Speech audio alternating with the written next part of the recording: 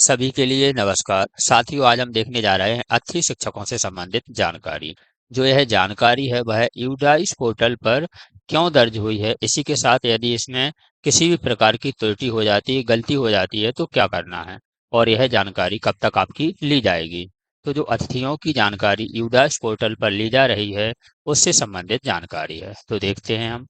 जो आपका UDISE portal है, यदि उसमें किसी भी प्रकार की त्रुटि हो जाती है, गलती हो जाती है, तो आपको किसी भी प्रकार की चिंता करने की आवश्यकता नहीं है। आपको टेंशन नहीं लेना है, क्योंकि यह जो पोर्टल है, यह केंद्र का पोर्टल है, सबसे पहली बात। दूसरी बात, यह राज्य का पोर्टल नहीं है।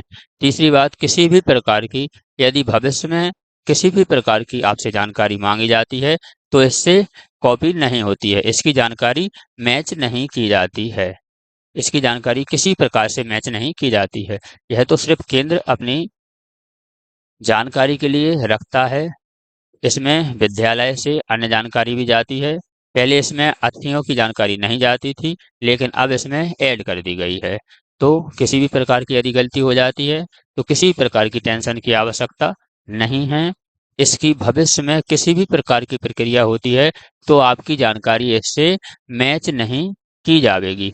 बस एमपी एजुकेशन एमपी का जो पोर्टल है उस पर आपकी जानकारी गलत नहीं होना चाहिए।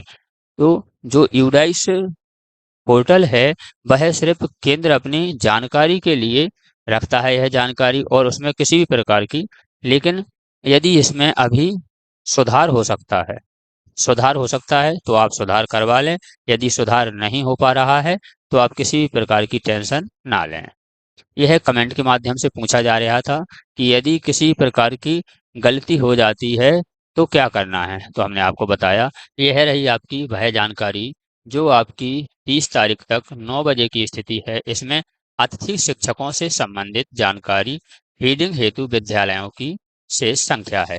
जो है विद्यालयों की शेष संख्या है, उसमें क्या है, जो भी विद्यालय है उसमें कितने अतिथि शिक्षक हैं, इसमें से कितनों की जानकारी फिल हो चुकी है और कितने शिक्षकों की जानकारी अभी फिल करना है।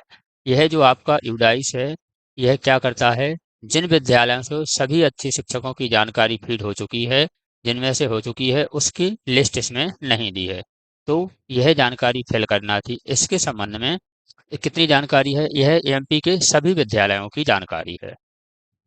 इसमें जो विद्यालयों की संख्या है वह है आपकी 11,957 विद्यालयों की संख्या है, जिसमें कितने जो अतिथि हैं, कितनों की जानकारी भेज दी है और कितनों की शेष रह गई है। यह जो आपकी लिस्ट है वह लिस्ट में दिए गए हैं, विद्यालय दिए गए हैं, कोड दिए गए हैं, जिले दिए गए हैं, सभी जानकारी इसमें दी गई है। ऐसी ही जानकारी प्राप्त करने के लिए आप हमारे चैनल को सब्सक्राइब कर लीजिए, जिससे सबसे पहले आप तक जानकारी पहुंच सके। वीडियो देखने के लिए थैंक यू।